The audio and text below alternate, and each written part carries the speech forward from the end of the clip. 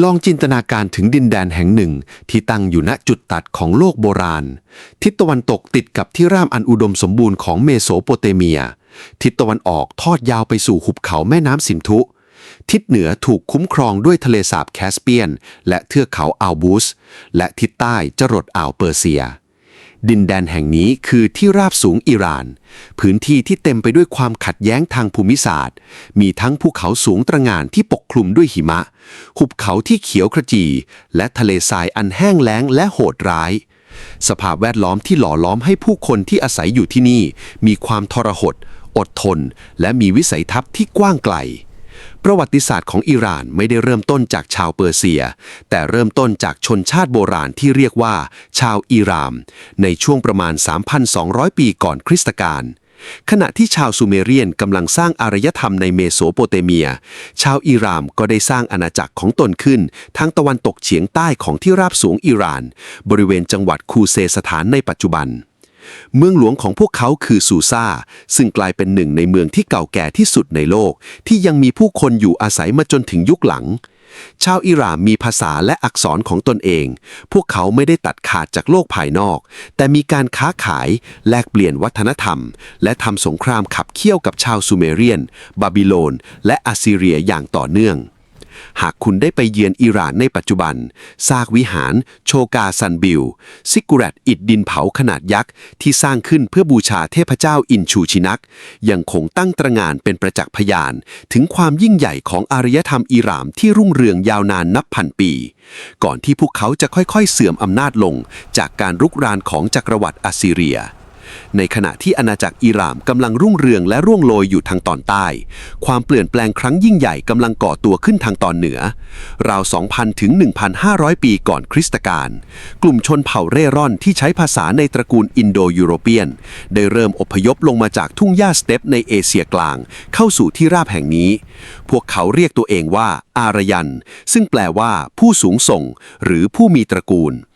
ดินแดนที่พวกเขาเข้ามาตั้งรกรากนี้จึงถูกเรียกว่าอิราเนียมวาเอจาหรือดินแดนแห่งชาญอารยันซึ่งต่อมาคำนี้ได้วิวัฒนาการตามกาลเวลาจนกลายมาเป็นคำว่าอิหร่านในปัจจุบันชาวอารยันที่อพยพเข้ามาแบ่งออกเป็นหลายเผ่าพันธุ์แต่กลุ่มที่มีบทบาทสำคัญที่สุดในหน้าประวัติศาสตร์มี2 กลุ่มหลักคือชาวมีดส์ที่ตั้งถิ่นฐานอยู่ทางตะวันตกเฉียงเหนือชาวเปอร์เซียที่ตั้งถิ่นฐานอยู่ทางตอนใต้ใกล้กับอดีตอาณาจักรอิหร่านในภูมิภาคที่เรียกว่าฟาร์สหรือเปอร์ซิสชนเผ่าเหล่านี้ในช่วงแรกเป็นเพียงกลุ่มนักรบขี่ม้าและคนเลี้ยงสัตว์พวกเขาไม่ได้สร้างเมืองใหญ่โตแต่สิ่งที่พวกเขานำมาด้วยคือรากฐานทางวัฒนธรรมภาษาและความเชื่อที่ต่อมาจะกลายเป็นเสาหลักของอารยธรรมอิหร่านนั่นคือความเชื่อในเทพเจ้าแห่งแสงสว่างและความจริงซึ่งจะพัฒนาไปสู่ศาสนาโซโลแอสเตอรินิซึม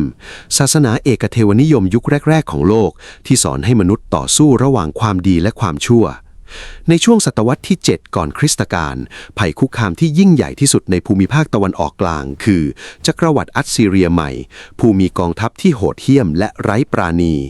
ชาวมีดส์ที่เคยอยู่อย่างกระจัดกระจายและตกเป็นรัฐบรรณาการของอัสซีเรียเริ่มตระหนักว่าหากไม่รวมชาติพวกเขาจะไม่มีวันรอดพ้นจากการกดขี่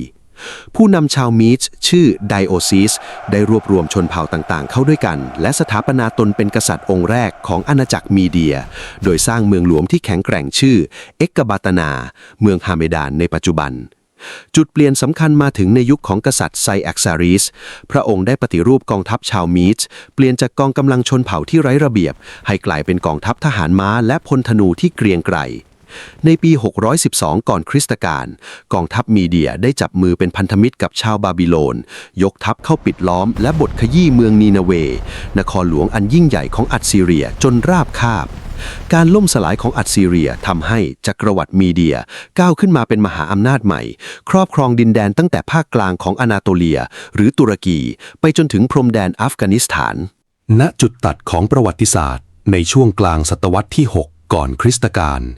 อำนาจของจักรวรรดิมีเดียแผ่ขยายไปทั่วที่ราบสูงอิหร่าน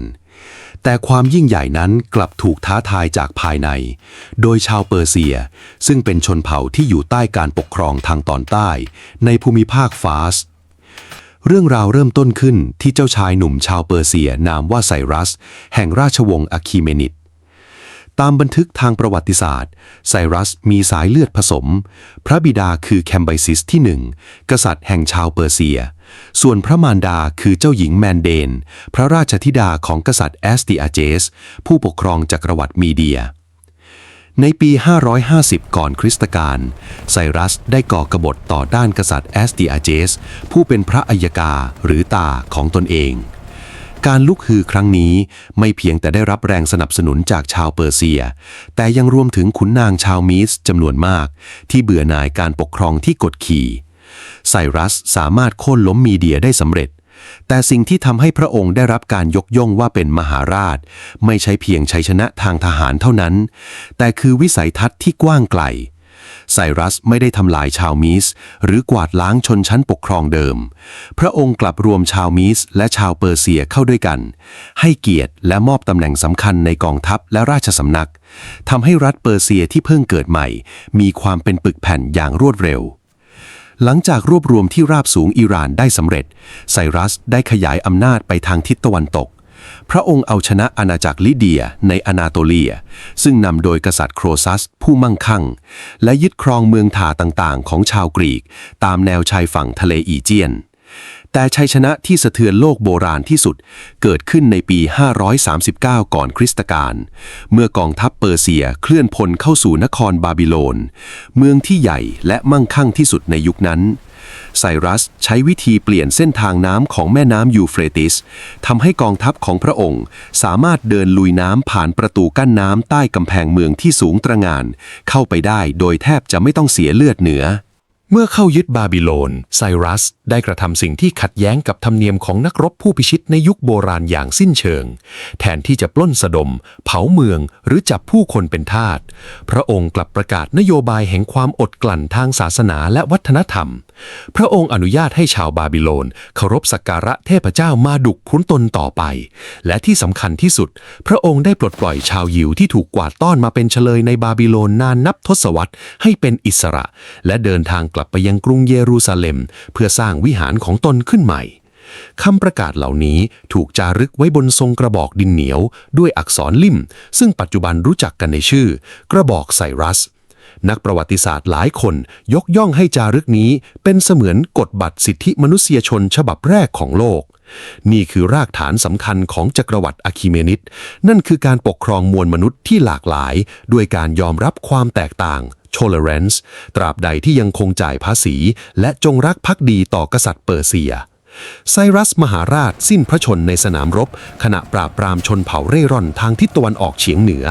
พระราชโอรสของพระองค์คือแคมไบซิสที่ 2ได้สืบทอดบัลลังก์และสานต่อความยิ่งใหญ่โดยการกรีธาทัพเข้าพิชิตอาณาจักรอียิปต์โบราณในปี 525 ก่อนคริสตกาลทำให้เปอร์เซียกลายเป็นจักรวรรดิที่ครอบครองดินแดนตั้งแต่น้ำตกไนล์ไปจนถึงพรมแดนอินเดียทว่าแคมไบซิสกลับสิ้นพระชนอย่างปริศนาระหว่างเดินทางกลับจากอียิปต์นำไปสู่ความวุ่นวายและการแย่งชิงบัลลังก์ในราชสำนักผู้ที่ก้าวขึ้นมาท่ามกลางความโกลาหลคือดาริอุสนายทหารราชองครักษ์ผู้มีเชื้อสายราชวงศ์สาขารองพระองค์ปราบปรามกบฏทั่วจักรวรรดิและรวบอำนาจได้เด็ดขาดหากไซรัสคือผู้สร้างจักรวรรดิดาริอุสก็คือผู้จัดระเบียบที่ทำให้จักรวรรดิเปอร์เซียดำรงอยู่ได้สืบไปดาริอุสตระหนักว่าอาณาจักรที่กว้างใหญ่ไพศาลระดับนี้ไม่สามารถปกครองด้วยอำนาจศูนย์กลางเพียงจุดเดียวพระองค์จึงแบ่งจักรวรรดิออกเป็นประมาณ20มณฑลเรียกว่าเซทรัปแต่ละมณฑลมีข้าหลวงหรือเซทรัปปกครองดาริอุสสร้างระบบตรวจสอบทวงดุลโดยส่งสายลับที่เรียกว่าดวงตาและพระกันของกษัตริย์ไปสอดส่องข้าหลวงเหล่านั้นลับๆเพื่อป้องกันการก่อกบฏพระองค์ยังได้สร้างนวัตกรรมที่พลิกโฉมโลกโบราณเส้นทางสายราชมังคาถนนความยาวกว่า 2,500 กิโลเมตรทอดยาวจากเมืองซูซานในอิหร่านไปจนถึงเมืองซาดิสในเอเชียไมเนอร์พร้อมสถานีพักม้าทุกๆระยะทางเดิน1 วันทำให้คนนำสารของเปอร์เซียสามารถส่งข่าวสารข้ามจักรวรรดิได้ภายในเวลาเพียง7 วันซึ่งเป็นความเร็วที่ไม่มีใครเทียบได้ในยุคนั้นระบบเงินตรามาตรฐานดาริอัสริเริ่มการผลิตเหรียญทองคำที่เรียกว่าเดริกและเหรียญเงินซิกคลอยเพื่อใช้เป็นมาตรฐานเดียวกันทั่วทั้งจักรวรรดิ กระตุ้นการค้านานาชาติให้เติบโตอย่างก้าวกระโดดเพื่อสะท้อนความยิ่งใหญ่ของจักรวรรดิที่กุมอำนาจเหนือชนชาติทั้งปวงดาริอัสได้โปรดให้สร้างเมืองหลวงแห่งใหม่ขึ้นทางตอนใต้ของที่ราบสูงอิหร่านนั่นคือเพอร์ซิโพลิสหรือในภาษาเปอร์เซียเรียกว่าทักต์อีจัมชิดเมืองแห่งนี้ไม่ได้สร้างขึ้นเพื่อการป้องกันทางทหารแต่สร้างขึ้นเป็นศูนย์กลางทางพิธีกรรมสถาปัตยกรรมที่นี่คือการหลอมรวมศิลปะจากทั่วทุกมุมของจักรวรรดิทั้งเสาหินแบบอียิปต์งานแกะสลักแบบแอสซีเรียและการออกแบบของชาวไอโอเนียนภาพแกะสลักนูนต่ำที่บันไดของพระที่นั่งอาพาธนาแสดงให้เห็นถึงตัวแทนจากชนชาติทั้ง 23 มณฑลไม่ว่าจะเป็นชาวมีดส์อาร์เมเนียนบาบิโลเนียนหรือแม้แต่ชาวอินเดียต่างแต่งกายด้วยชุดประจำชาตินำเครื่องบรรณาการอันล้ำค่ามาถวายแด่กษัตริย์เปอร์เซียด้วยท่าทีที่สงบและให้เกียรติซึ่งสะท้อนถึงวิสัยทัศน์ของอาร์คิเมนิดที่มองตนเองเป็นกษัตริย์แห่งกษัตริย์ผู้ปกครองโลกที่เปี่ยมด้วยความสงบเรียบร้อยและหลากหลายภายใต้การปกครองของดาริอัสจักรวรรดิอาร์คิเมนิดก้าวขึ้นสู่จุดสูงสุดของอำนาจความมั่งคั่งและความเจริญรุ่งเรืองทว่าในช่วงปลายรัชสมัยของพระองค์รอยร้าวเล็กๆได้เริ่มก่อตัวขึ้นที่ชายขอบทิศตะวันตกของจักรวรรดิเมื่อนครรัฐกรีกเล็กๆได้ลุกฮือขึ้นต่อต้านอำนาจของเปอร์เซียนำไปสู่ความขัดแย้งที่จะเปลี่ยนหน้าประวัติศาสตร์โลกไปตลอดกาลรอยร้าวที่ชายขอบจักรวรรดิในยุคของดาริอัสมหาราชได้ขยายวงกว้างกลายเป็นความขัดแย้งระดับโลกโบราณเมื่อนครรัฐกรีกเล็กๆอย่างเอเธนส์และสปาร์ตาปฏิเสธที่จะยอมซิโรราบต่อกษัตริย์แห่งกษัตริย์ในปี 490 ก่อนคริสตกาลดาริอัสส่งกองทัพข้ามทะเลอีเจียนเพื่อลงโทษเอเธนส์ที่สนับสนุนกบฏไอโอเนียนแต่กองทัพเปอร์เซียกลับพ่ายแพ้อย่างพลิกความคาดหมายที่สมรภูมิมาราธอนความพ่ายแพ้ครั้งนี้มิได้ทำลายจักรวรรดิเปอร์เซียแต่มันสร้างรอยด่างพร้อยให้กับกองทัพที่เคยถูกมองว่าไร้พ่าย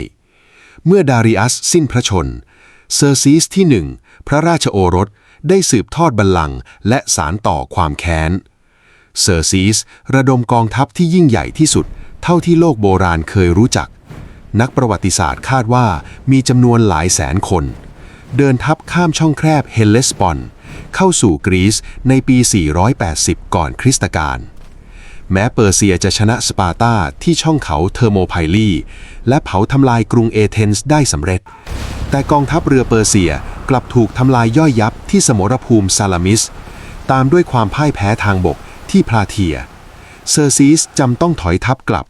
เป็นอันสิ้นความพยายามในการพิชิตยุโรปหลังจากยุคของเซอร์ซีสจักรวรรดิอาร์คิเมนิดเริ่มเข้าสู่ยุคเสื่อมถอยอย่างช้าๆแม้จะยังคงความมั่งคั่งและกว้างใหญ่แต่ราชสำนักเปอร์เซียกลับเต็มไปด้วยการลอบสังหารการแย่งชิงบัลลังก์ระหว่างพี่น้องและการกบฏของข้าหลวงตามมณฑลต่างๆอำนาจนำที่เข้มแข็งเริ่มเปราะบางรอคอยเพียงพายุลูกใหญ่ที่จะมากวาดล้างพายุลูกนั้นก่อตัวขึ้นในนามของอเล็กซานเดอร์มหาราชกษัตริย์หนุ่มแห่งมาซิโดเนียในปี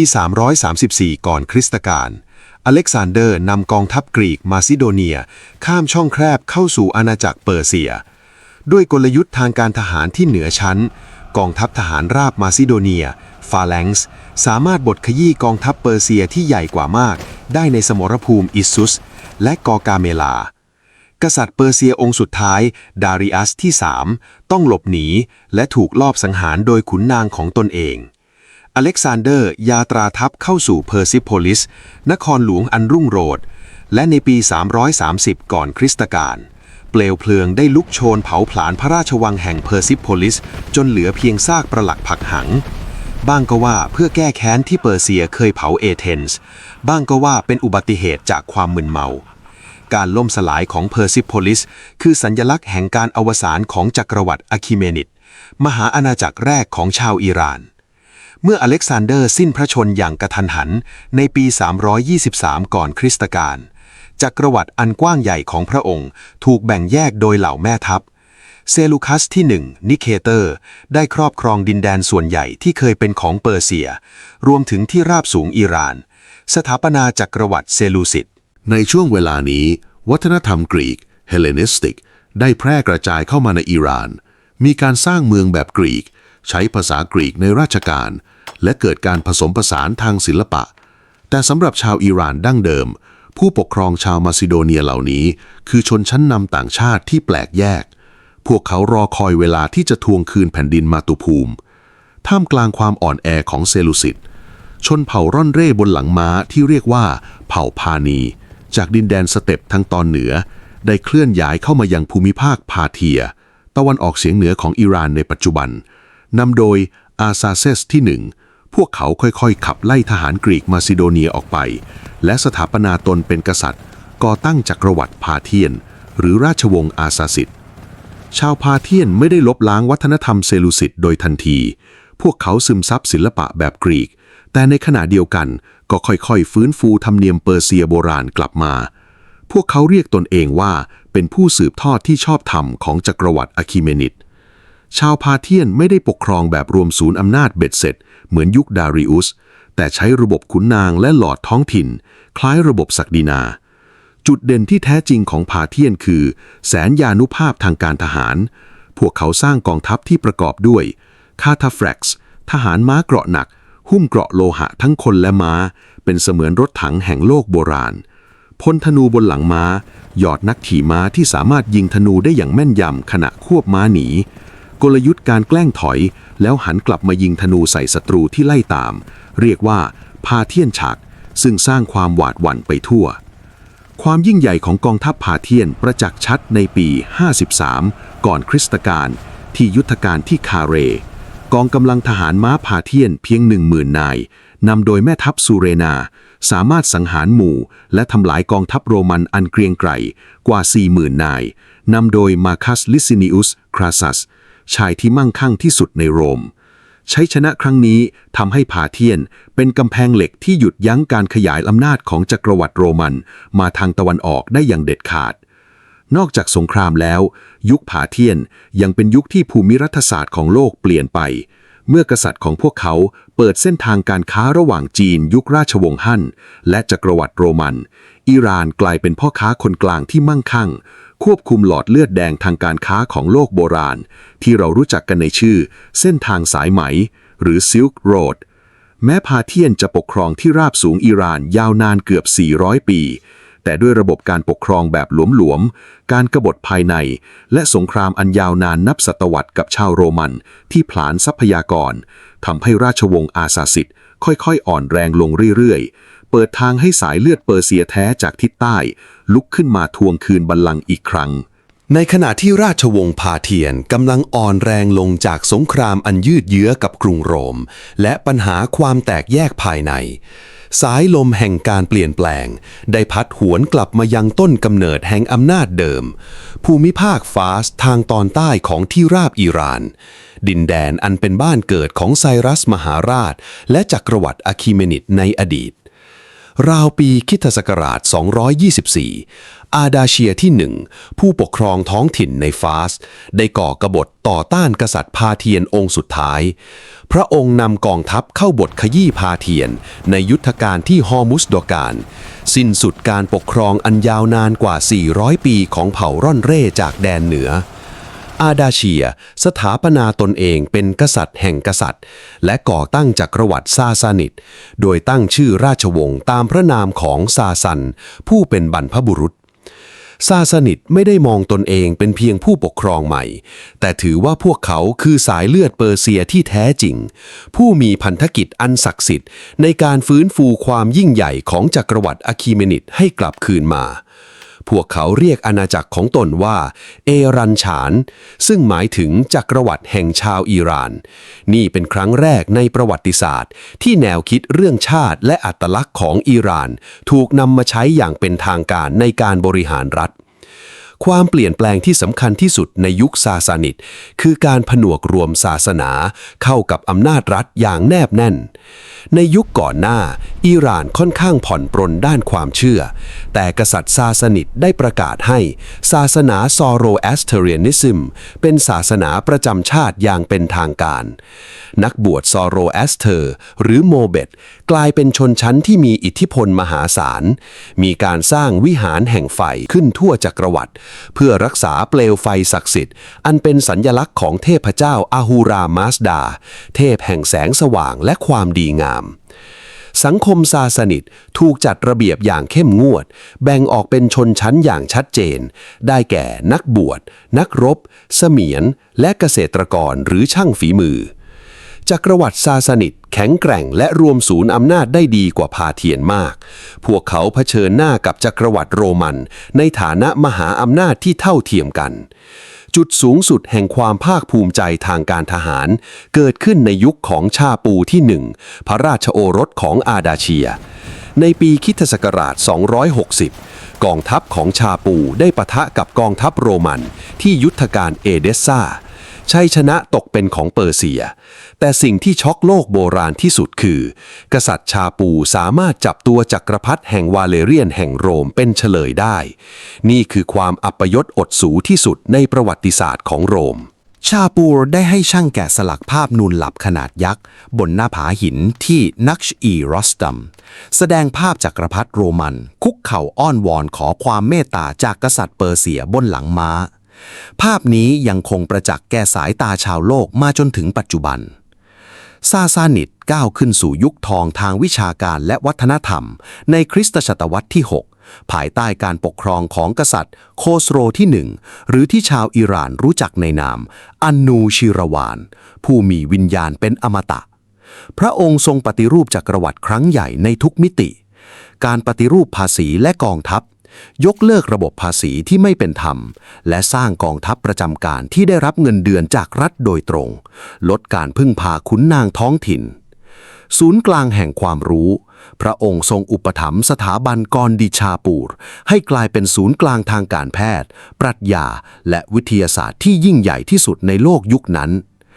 นักปราชญ์ชาวกรีกซีเรียและอินเดียต่างเดินทางมาแลกเปลี่ยนความรู้ที่นี่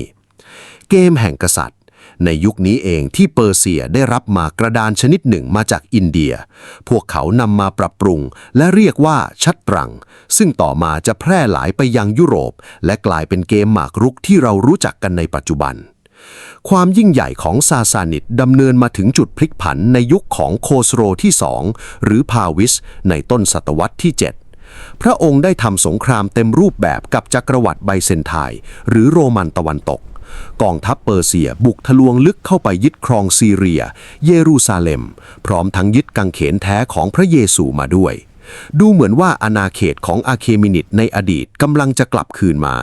แต่ชัยชนะนั้นแลกมาด้วยทรัพยากรที่หมดไปอย่างมหาศาลจักรพรรดิเฮราคลิอุสแห่งไบเซนไทน์ทุ่มกำลังเฮือกสุดท้ายตีโต้กลับทะลวงลึกเข้าไปถึงใจกลางจักรวรรดิซาซานิด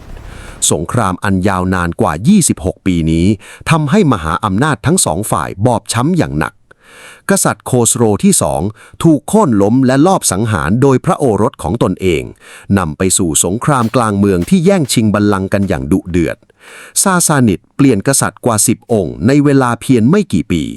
พายุลูกใหม่ที่กำลังก่อตัวในคาบสมุทรอาระเบียไม่ได้ขับเคลื่อนด้วยความมั่งคั่งหรือยุทโธปกรณ์ที่ล้ำสมัยแต่ขับเคลื่อนด้วยศรัทธาอันแรงกล้าภายใต้ร่มธงของศาสนาอิสลามที่เพิ่งถือกำเนิดขึ้นชนเผ่าอาหรับที่แตกแยกได้รวมตัวเป็นน้ำหนึ่งใจเดียวกันกลายเป็นกองกำลังที่เปี่ยมด้วยความมุ่งมั่นและวินัยอย่างที่โลกโบราณไม่เคยเผชิญมาก่อนในขณะที่จักรวรรดิซาซานิดกำลังอ่อนระโยยโรยร่างจากสงคราม26ปีกับไบเซนไทน์ภัยพิบัติทางธรรมชาติและความแตกแยกภายในกองทัพอาหรับภายใต้การนำของคลีฟะราชิดุลคลีเฟตได้เริ่มรุกคืบเข้าสู่พรมแดนจุดแตกหักทางประวัติศาสตร์เกิดขึ้นในปีคศ636ที่ยุทธการอัลกาดิซิยะกองทัพเปอร์เซียที่แม้จะมีจำนวนมากกว่าและมีกองช้างศึกอันน่าเกรงขามกลับพ่ายแพ้อย่างย่อยยับต่อกองทัพอาหรับชัยชนะครั้งนี้เปิดทางให้ชาวอาหรับบุกเข้ายึดครองนครหลวงเทซิฟอนเมืองหลวงอันมั่งคั่งของซาซานิดได้อย่างง่ายดายกษัตริย์องค์สุดท้ายยัสเดเกิดที่3ต้องหลบหนีระหักระเหินไปทางตะวันออก ความพ่ายแพ้ครั้งสุดท้ายและเด็ดขาดที่สุดเกิดขึ้นในยุทธการที่นาฮาวานปีคศ642ซึ่งชาวอาหรับขนานนามว่าชัยชนะแห่งชัยชนะ Victory of Victories กองทัพซาซานิดถูกทำลายล้างจนหมดสิ้นยัสเดเกิดที่3หลบหนีต่อไปจนกระทั่งถูกลอบสังหารโดยเจ้าของโรงสีชาวเปอร์เซียในปีคศ651เป็นอันปิดฉากจักรวรรดิซาซานิดและยุติยุคสมัยแห่งความรุ่งโรจน์ของเปอร์เซียยุคโบราณที่ดำเนินมานานกว่า1,000 ปีการเข้ามาของอาหรับไม่ได้หมายถึงการเปลี่ยนศาสนาของชาวอิหร่านแบบพลิกฝ่ามือในชั่วข้ามคืนช่วงแรกชาวอาหรับยุคราชวงศ์อุมัยยะห์มองตนเองเป็นชนชั้นปกครองที่เหนือกว่าและเรียกชาวเปอร์เซียที่เปลี่ยนมารับอิสลามว่ามาวาลีผู้ใต้บัณฑการสิ่งนี้สร้างความคับแค้นใจให้กับชาวเปอร์เซียผู้ยิงถนงในอารยธรรมที่เก่าแก่และลึกซึ้งกว่าของตนความอัดอั้นนี้นำไปสู่การลุกฮือครั้งใหญ่ที่นำโดยอาบูมุสลิมโคราซานีแม่ทัพชาวเปอร์เซียผู้ช่วยโค่นล้มราชวงศ์อุมัยยะห์และสถาปนาราชวงศ์อับบาสิดขึ้นในปีคศ750การเปลี่ยนผ่านครั้งนี้คือจุดเปลี่ยนสำคัญราชวงศ์อับบาสิดย้ายเมืองหลวงมาที่แบกแดดใกล้กับซากเมืองหลวงเดิมของเปอร์เซียและเปิดรับชาวเปอร์เซียเข้ามาเป็นขุนนางนักปราชญ์และผู้บริหารระดับสูงวัฒนธรรมเปอร์เซียเริ่มล้อมรวมกับศาสนาอิสลามเกิดเป็นยุคทองของโลกอิสลามที่มีกลิ่นอายของอารยธรรมซาซานิดเดิมอยู่เต็มเปี่ยมเมื่อศูนย์กลางอำนาจของคาลิฟะอับบาสิดในแบกแดดเริ่มอ่อนแอลงในช่วงศตวรรษที่ 9 ดินแดนที่ราบสูงอิหร่านก็เริ่มแตกออกเป็นรัฐอิสระที่ปกครองโดยราชวงศ์ที่มีเชื้อสายอิหร่านท้องถิ่นนักประวัติศาสตร์เรียกยุคนี้ว่ายุคขั้นกลางราชวงศ์ที่โดดเด่นที่สุดในยุคนี้คือราชวงศ์ซามานิดซึ่งมีศูนย์กลางอยู่ที่เมืองบูคาราปัจจุบันอยู่ในอุซเบกิสถานซามานิดเป็นผู้อุปถัมภ์รายใหญ่ของการฟื้นฟูวัฒนธรรมและภาษาเปอร์เซียแม้พวกเขาจะนับถืออิสลามและใช้อักษรอาหรับแต่พวกเขาได้นำภาษาเปอร์เซียโบราณมาปรับปรุงและเขียนด้วยอักษรอาหรับกลายเป็นภาษาเปอร์เซียใหม่ที่ใช้กันมาจนถึงปัจจุบันผลิตภัณฑ์ที่ยิ่งใหญ่ที่สุดของยุคฟื้นฟูศิลปวิทยาการนี้คือกวีนิพนธ์มหากาพย์ชาฮนาเมะมหากาพย์แห่งกษัตริย์ประพันธ์โดยมหากวีฟืดาซีในช่วงปลายศตวรรษที่10ถึงต้นศตวรรษที่11ฟืดาซีใช้เวลาถึง35 ปีในการรวบรวมตำนานนิทานพื้นบ้านและประวัติศาสตร์ของกษัตริย์อิหร่านตั้งแต่ยุคสร้างโลกจนถึงการล่มสลายของซาซานิดนำมาร้อยเรียงเป็นบทกวีเกือบ 60,000 บทโดยตั้งใจใช้คำยืมจากภาษาอาหรับให้น้อยที่สุดชาฮานาเมะไม่ได้เป็นแค่วรรณกรรมแต่มันคือเกราะป้องกันอัตลักษณ์ที่ทำให้ชาวอิหร่านไม่ถูกกลืนกลายไปเป็นอาหรับเหมือนที่เกิดขึ้นกับอียิปต์หรือซีเรียมหากาพย์เรื่องนี้ทำให้ความทรงจำเกี่ยวกับเทพเจ้าโบราณวีรบุรุษรอสตัมและความภาคภูมิใจในสายเลือดอารยันยังคงส่งทอดมาถึงชาวอิหร่านทุกยุคทุกสมัยในช่วงศตวรรษที่11ภูมิทัศน์ทางการเมืองอิหร่านพลิกผันอีกครั้งเมื่อชนเผ่าเร่ร่อนชาวเติร์กจากเอเชียกลางได้อพยพเข้ามาพวกเขาเป็นนักรบบนหลังม้าที่ดุดันและรับเอาศาสนาอิสลามมาแล้วกลุ่มที่ทรงอำนาจที่สุดคือชาวเซลจุกเติร์กซึ่งสามารถพิชิตที่ราบสูงอิหร่านและบุกทะลุทะลวงไปจนถึงอนาโตเลียความน่าทึ่งของประวัติศาสตร์อิหร่านคือพลังแห่งการกลืนกลายทางวัฒนธรรมแม้ชาวเซลจุกจะเป็นผู้พิชิตทางการทหารแต่พวกเขากลับหลงไหลและยอมรับเอาวัฒนธรรมเปอร์เซียมาใช้อย่างเต็มรูปแบบราชสำนักเซลจุกใช้ภาษาเปอร์เซียกษัตริย์เติร์กจ้างขุนนางชาวอิหร่านมาบริหารประเทศบุคคลที่โดดเด่นที่สุดคือนิซามอัลมูกอัครมหาเสนาบดีชาวเปอร์เซียผู้เปรียบเสมือนสถาปนิกผู้สร้างระเบียบการปกครองให้จักรวรรดิเซลจุกเขาตั้งมหาวิทยาลัยนิซามิยะขึ้นทั่วอาณาจักรส่งเสริมการศึกษาจนเกิดนักปราชญ์ผู้ยิ่งใหญ่อย่างโอมาคยามนักคณิตศาสตร์และกวีเอกของโลกณรุ่งอรุณของศตวรรษที่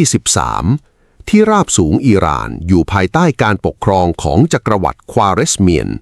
ซึ่งเป็นชาวเติร์กที่รับเอาวัฒนธรรมเปอร์เซียมาใช้อย่างเต็มเปี่ยมอาณาจักรนี้กว้างใหญ่และมั่งคั่งทว่าความเย่อหยิ่งของกษัตริย์ของพวกเขาได้นำมาซึ่งจุดจบที่สยดสยองที่สุดในประวัติศาสตร์ของภูมิภาคเรื่องราวเริ่มต้นขึ้นราวปีคริสตศักราช 1218 เมื่อเจงกิสข่านผู้นำจักรวรรดิมองโกที่กำลังขยายอำนาจได้ส่งกองคาราวานพ่อค้าและทูตมาเจริญสัมพันธไมตรีและเจรจาการค้ากับอาณาจักรควาเรสเมียนแต่ผู้ว่าการเมืองโอตราดกลับจับกุมและประหารชีวิตพ่อค้าเหล่านั้นเมื่อเจงกิสข่านส่งทูตมาทวงถามความยุติธรรมกษัตริย์ชามูฮัมหมัดกลับสั่งตัดหัวทูตมองโกการกระทำนี้คือการปลุกปีศาจจากขุมนรกเจงกิสข่านระดมกองทัพม้าที่โหดเหี้ยมและมีระเบียบวินัยที่สุดในโลกเคลื่อนทัพดั่งพายุทรายเข้ากวาดล้างที่ราบสูงอิหร่านในปีคริสตศักราช 1219 สิ่งที่เกิดขึ้นไม่ใช่แค่สงครามแต่คือการทำลายล้างเผ่าพันธุ์นครอันมั่งคั่งที่เป็นศูนย์กลางอารยธรรมเช่นนิชาปูเมิร์ฟและเรถูกเผาจนราบเป็นหน้ากลองผู้คนนับล้านถูกสังหารหมู่ศีรษะมนุษย์ถูกนำมาซ้อนกันเป็นภูเขานอกจากชีวิตแล้วมองโกยังทำลายกานัตหรือระบบชลประทานใต้ดินโบราณทำให้พื้นที่เกษตรกรรมที่อุดมสมบูรณ์กลายเป็นทะเลทรายอิหร่านถูกดึงให้ถอยหลังกลับไปหลายร้อยปีภารกิจการพิชิตของมองโกเสร็จสิ้นในยุคของฮูลากูคานหลานชายของเจงกิสข่านผู้ซึ่งนำทัพเข้าทำลายป้อมปราการแห่งอาลามุดของกลุ่มมือสังหารฮัตชาชินจนสิ้นซากและบุกทำลายกรุงแบกแดดในปีคริสตศักราช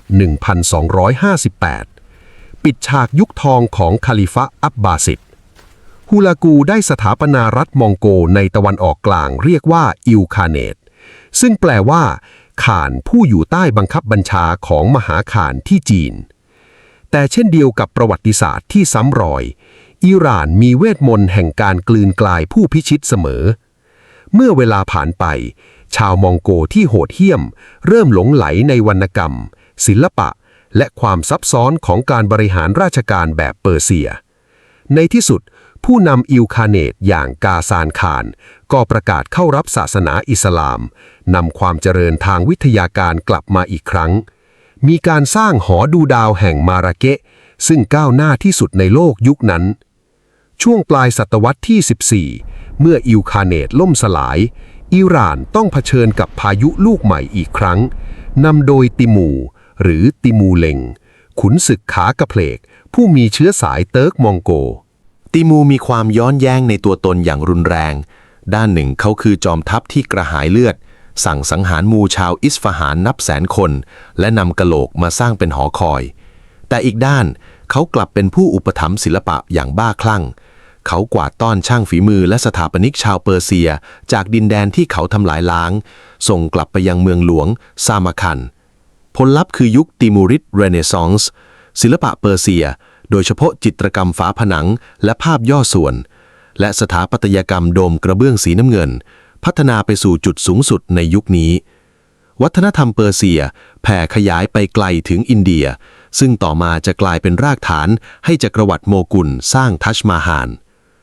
หลังจากตกอยู่ใต้การปกครองของชาวต่างชาติอาหรับเติร์กมองโกมานานเกือบ900ปีในที่สุดปีค.ศ. 1501ก็เกิดจุดเปลี่ยนที่ยิ่งใหญ่ที่สุดที่จะหล่อหลอมอิหร่านให้เป็นรัฐชาติแบบที่เรารู้จักกันในปัจจุบันเด็กหนุ่มวัยเพียง14ปีนามว่าอิสมาอิลผู้นำกลุ่มศาสนธรรมและนักรบเติร์กเมนที่เรียกว่าคิซิลบาชหรือหัวแดงตามหมวกที่สวมได้บุกเข้ายึดเมืองทาบริสและสถาปนาตนเป็นกษัตริย์ก่อตั้งจักรวรรดิซาฟาวิดอิสมาอิลมีเชื้อสายผสมทั้งคูดเติร์กและกรีกแต่พระองค์ประกาศตัวเป็นกษัตริย์เปอร์เซียการตัดสินใจที่พลิกโฉมหน้าตะวันออกกลางไปตลอดกาลของชาอิสมาอิลที่1คือการประกาศให้นิกายชีอะห์12อิหม่ามเป็นศาสนาประจำชาติของอิหร่านอย่างเป็นทางการและบังคับใช้อย่างเด็ดขาด การกระทำนี้สร้างเส้นแบ่งที่ชัดเจนแยกอิหร่านออกจากจักรวรรดิออตโตมันทางตะวันตกและจักรวรรดิโมกุลทางตะวันออกอัตลักษณ์ของอิหร่านจึงถูกหลอมรวมเข้ากับนิกายชีอะห์ตั้งแต่นั้นมาจักรวรรดิซาฟาวิดก้าวขึ้นสู่จุดสูงสุดในยุคของชาอับบาสมหาราชคศ 1588 ถึง 1629 พระองค์ปฏิรูปกองทัพโดยใช้ทหารองครักษ์คอเคเซียนเพื่อลดอำนาจของนักรบคิซิลบาสดั้งเดิมและสร้างพันธมิตรกับอังกฤษเพื่อนำอาวุธปืนใหญ่มาสู้กับออตโตมันชาอับบาสได้ย้ายเมืองหลวงไปยังอิสฟาหานและเนรมิตให้เป็นหนึ่งในเมืองที่งดงามที่สุดในโลกพระองค์สร้างจัตุรัสนักช์เอจาฮานสแควร์ซึ่งใหญ่เป็นอันดับ2ของโลกแวดล้อมด้วยมัสยิดที่วิจิตรการตาพระราชวังอาลีกาปูและตลาดบาซาร์ที่ทอยาวสินค้าส่งออกหลักคือผ้าไหมและพรมเปอร์เซียที่โด่งดังไปทั่วยุโรปความเจริญรุ่งเรืองนี้ทำให้เกิดคำกล่าวขานในยุคนั้นว่าเอสฟาหานเนสฟเอจาฮานหรืออิสฟาหานคือครึ่งหนึ่งของโลกหลังจากการล่มสลายของราชวงศ์ซาฟาวิดอิสฟาหานนครที่เคยได้รับฉายาว่าครึ่งหนึ่งของโลกต้องจมอยู่ในกองเลือดและเท่าฐานจากการยึดครองของกบฏชาวอัฟกันอิหร่านแตกออกเป็นเสี่ยงๆจักรวรรดิรัสเซียทางเหนือและจักรวรรดิออตโตมันทางตะวันตกต่างฉวยโอกาสบุกเข้ามาฉีกถึงดินแดนราวกับแรงที่รุมถึงซากศพท่ามกลางความมืดมิดและสิ้นหวังนี้เองบุรุษผู้หนึ่งได้ก้าวขึ้นมาจากฝุ่นผงเพื่อกอบกู้แผ่นดินเปอร์เซียเขาไม่ได้เกิดมาในราชตระกูลแต่เป็นเพียงลูกชายของคนเลี้ยงแกะชนเผ่าอัฟชานามว่านาเดอร์กูลีด้วยอัจฉริยภาพทางทหารที่หาตัวจับยากนาเดอร์ได้รวบรวมกองกำลังขับไล่ชาวอัฟกันออกไปจากแผ่นดินบทขยี้กองทัพออตโตมันและบีบให้รัสเซียต้องถอยทัพในปีคริสตศักราช 1736 เขาได้สถาปนาตนเองเป็นนาเดอร์ชาประถมกษัตริย์แห่งราชวงศ์อัฟชาริดนักประวัติศาสตร์ตะวันตกขนานนามเขาว่านโปเลียนแห่งเปอร์เซียหรืออเล็กซานเดอร์คนที่2การศึกที่สร้างชื่อให้เขามากที่สุดคือการบุกอินเดียในปีคริสตศักราช 1739 กองทัพของนาเดอร์บุกทะลวงเข้าสู่กรุงเดลีบทขยี้กองทัพของจักรวรรดิโมกุลที่ใหญ่กว่าหลายเท่าและทำการปล้นสะดมทรัพย์สินมหาศาลกลับมาทรัพย์สินที่เขาขนกลับเปอร์เซียนั้นมีมากมายเสียจนเขาสามารถยกเว้นการเก็บภาษีชาวอิหร่านได้ถึง3 ปีเต็มในบรรดาสมบัติเหล่านั้นรวมถึงบัลลังก์นกยูงอันประเมินค่ามิได้และเพชรที่ใหญ่ที่สุดในโลกอย่างโคฮินัวภูเขาแห่งแสงและดารยาเอนัวทะเลแห่งแสง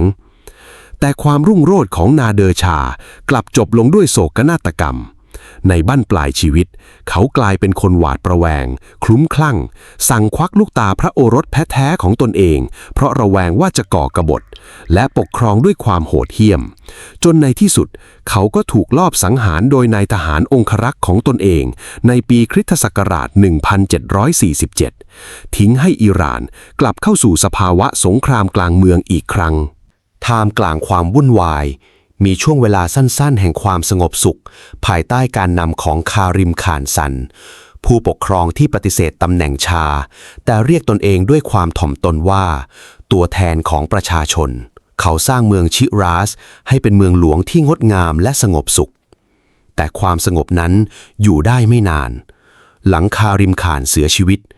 อำนาจก็ตกไปอยู่ในมือของชายที่โหดเหี้ยมที่สุดคนหนึ่งในประวัติศาสตร์อิหร่านนามว่าอากาโมฮัมหมัดคานผู้นำเผ่ากอยันซึ่งในวัยเด็กเคยถูกศัตรูจับไปตอนจนกลายเป็นขันทีความแค้นและความทะเยอทะยานผลักดันให้เขาทำสงครามรวบรวมแผ่นดินอย่างนองเลือดเขาโค่นล้มราชวงศ์ซันและในปีคศ 1789 ได้สถาปนาราชวงศ์กอยันโดยเลือกหมู่บ้านเล็กๆบริเวณตีนเขาเอลบูสเป็นเมืองหลวงแห่งใหม่หมู่บ้านนั้นมีชื่อว่าเตหะรานราชวงศ์กอยันปกครองอิหร่านตลอดยุคศตวรรษที่ 19แต่นี่ไม่ใช่ยุคแห่งการแผ่ขยายอำนาจอีกต่อไปโลกได้เปลี่ยนไปแล้วการปฏิวัติอุตสาหกรรมทำให้มหาอำนาจยุโรปมีแสนยานุภาพที่อิหร่านไม่อาจเทียบติด อิหร่านกลายเป็นรัฐกันชนที่ถูกบีบอัดอยู่ตรงกลางระหว่างสองอภิมหาอำนาจคือจักรวรรดิรัสเซียที่รุกคืบลงมาจากทางเหนือเพื่อหาทางออกสู่ทะเลน้ำอุ่นและจักรวรรดิอังกฤษที่พยายามปกป้องอินเดียหรืออัญมณีบนยอดมงกุฎของอังกฤษจากทางตะวันออกและใต้การขับเคี่ยวชิงอิทธิพลอันเยือกเย็นนี้ถูกเรียกขานว่าเกมยิ่งใหญ่ผลจากเกมนี้ทำให้อิหร่านบอบช้ำอย่างหนักผ่านสงครามและสนธิสัญญาที่ไม่เป็นธรรมหลายฉบับเช่นสนธิสัญญากูลิสถานและเติร์กเมนชอย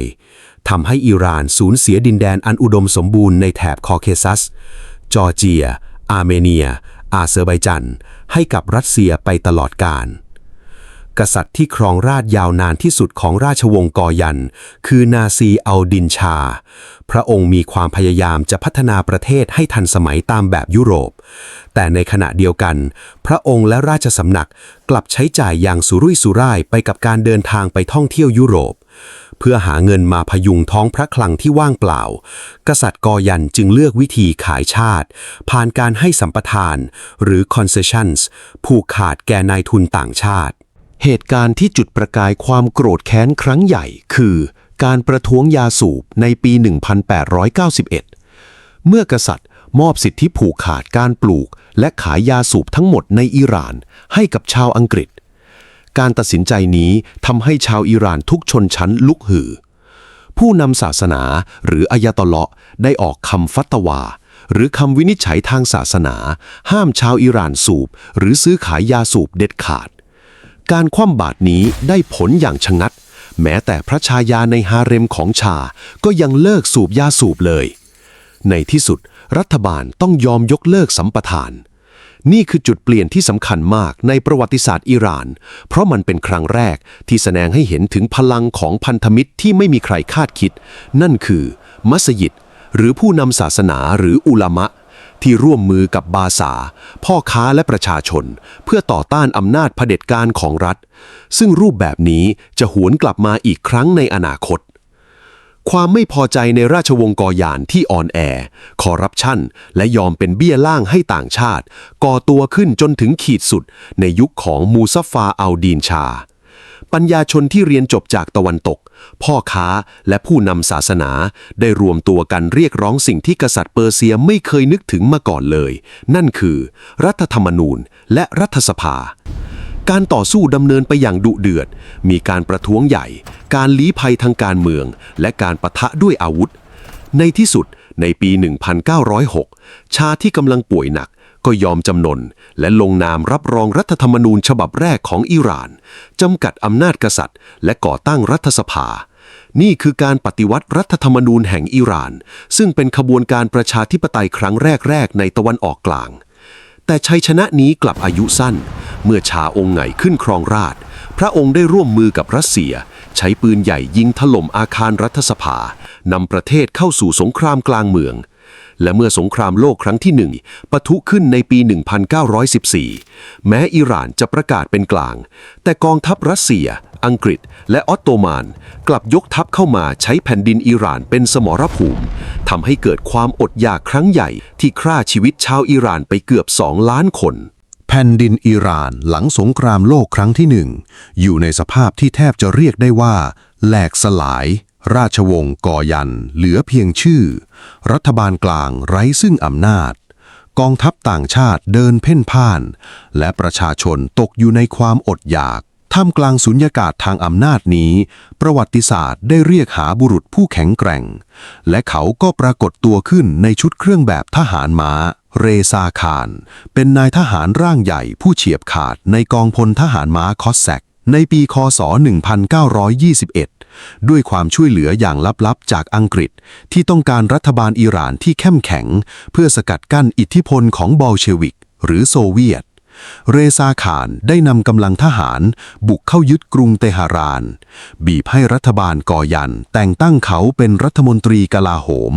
และก้าวขึ้นเป็นนายกรัฐมนตรีในเวลาต่อมาด้วยบุคลิกที่เด็ดขาดเขาปราบปรามกบฏแบ่งแยกดินแดนทั่วประเทศ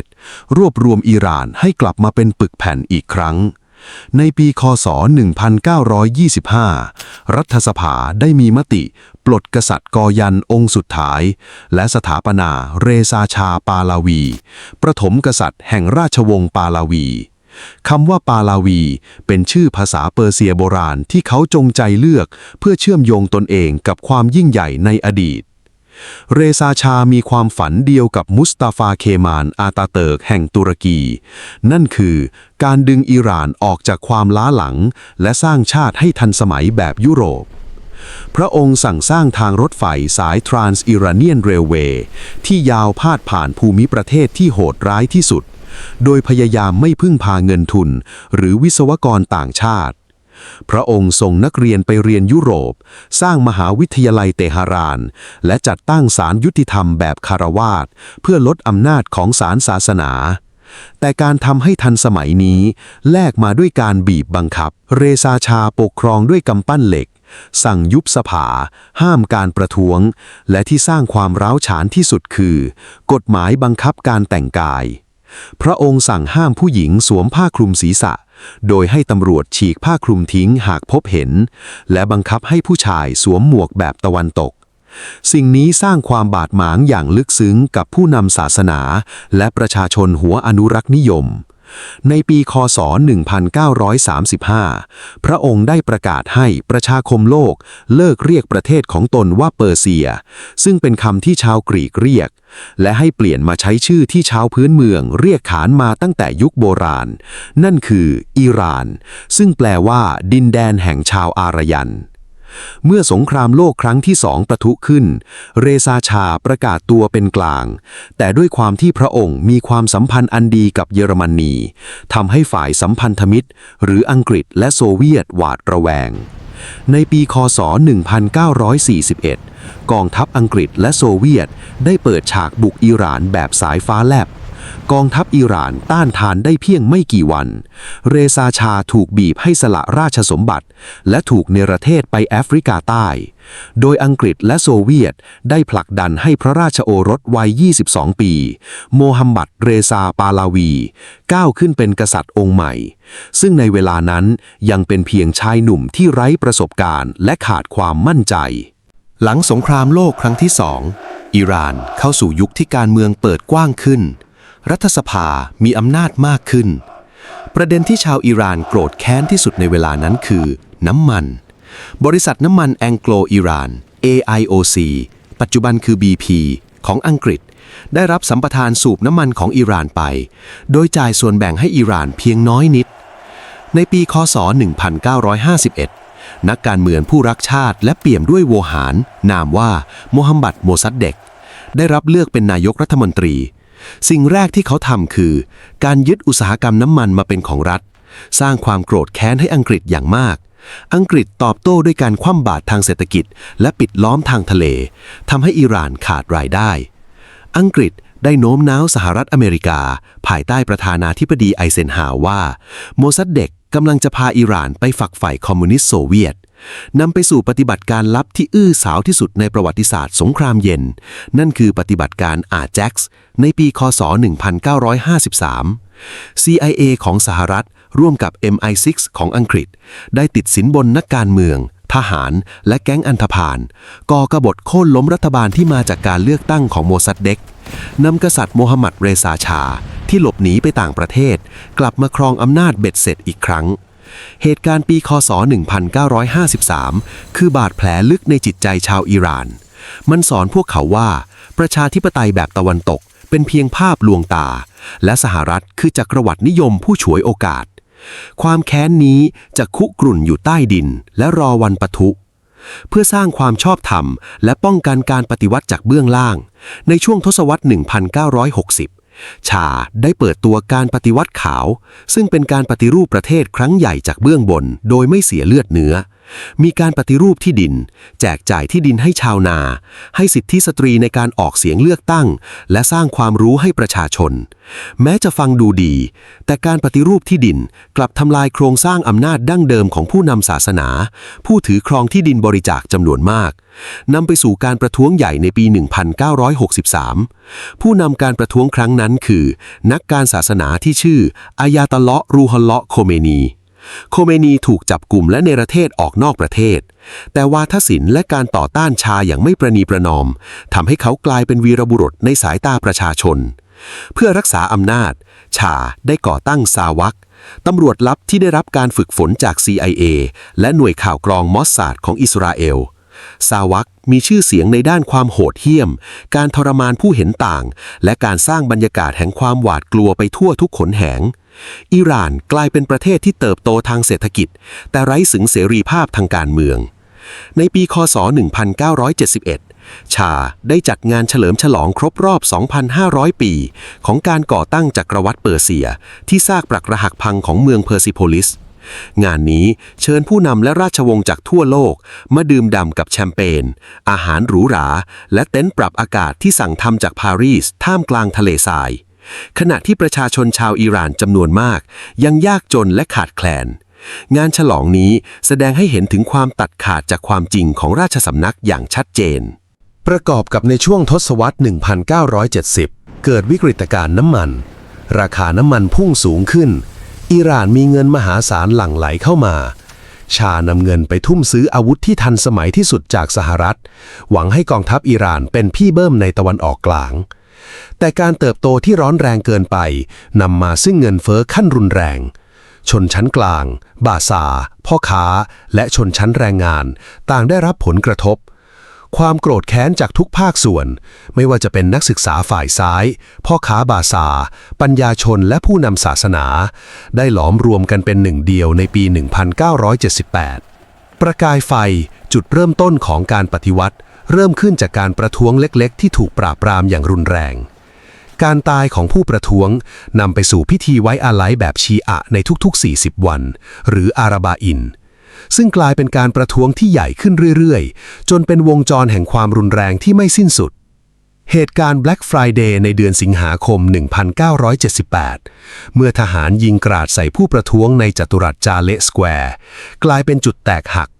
เลือดที่หลังรินทำให้ไม่มีการประนีประนอมใดๆอีกต่อไปการนัดหยุดงานทั่วประเทศทำให้อุตสาหกรรมน้ำมันและระบบเศรษฐกิจเป็นอัมพาตท่ามกลางกระแสนี้เสียงเทศนาของอายาตอลลอฮ์โคเมนีที่ถูกลักลอบนำเข้ามาในรูปแบบเทปคาสเซ็ตได้กลายเป็นเชื้อเพลิงที่เติมไฟแห่งการปฏิวัติในที่สุดวันที่ 16 มกราคม คศ 1979 ท่ามกลางแรงกดดันมหาศาลและอาการประฉวมด้วยโรคมะเร็งโมฮัมหมัด เรซาชาพร้อมด้วยราชวงศ์ได้ขึ้นเครื่องบินเดินทางออกจากอิหร่านโดยไม่เคยได้กลับมาอีกเลยและในวันที่ 1 กุมภาพันธ์ คศ 1979 อายาตอลลอฮ์โคเมนีได้เดินทางด้วยเครื่องบินแอร์ฟรานซ์กลับจากปารีสสู่กรุงเตหะรานท่ามกลางการต้อนรับของชาวอิหร่านนับล้านคนตามท้องถนนโคเมนีได้รวบอำนาจกวาดล้างพันธมิตรฝ่ายซ้ายและเสรีนิยมนำประเทศเข้าสู่การลงประชามติและสถาปนาสาธารณรัฐอิสลามแห่งอิหร่านขึ้นอย่างเป็นทางการเสียงระฆังแห่งการปฏิวัติในปี 1979 ไม่ได้เป็นเพียงการโค่นล้มกษัตริย์องค์หนึ่งแต่มันคือการปิดฉากประวัติศาสตร์ระบอบกษัตริย์ของอารยธรรมอิหร่านที่ทอดยาวมาอย่างต่อเนื่องถึง 2,500 ปีนับตั้งแต่วันที่ไซรัสมหาราชสถาปนาจักรวรรดิอะคิเมนิดจากอารยธรรมบนที่ราบสูงที่หล่อหลอมด้วยความทรหดสู่ศูนย์กลางของโลกโบราณผ่านการรุกรานของมาซิโดเนียอาหรับและมองโกลผ่านยุคทองของการฟื้นฟูศิลปวิทยาและความพ่ายแพ้ในเกมของมหาอำนาจประวัติศาสตร์ของอิหร่านคือบทกวีแห่งความอยู่รอดและการปรับตัวอารยธรรมแห่งนี้ไม่เคยถูกลบเลือนแต่พวกเขาซึมซับกลืนกลายและแปรสภาพตนเองอยู่เสมอ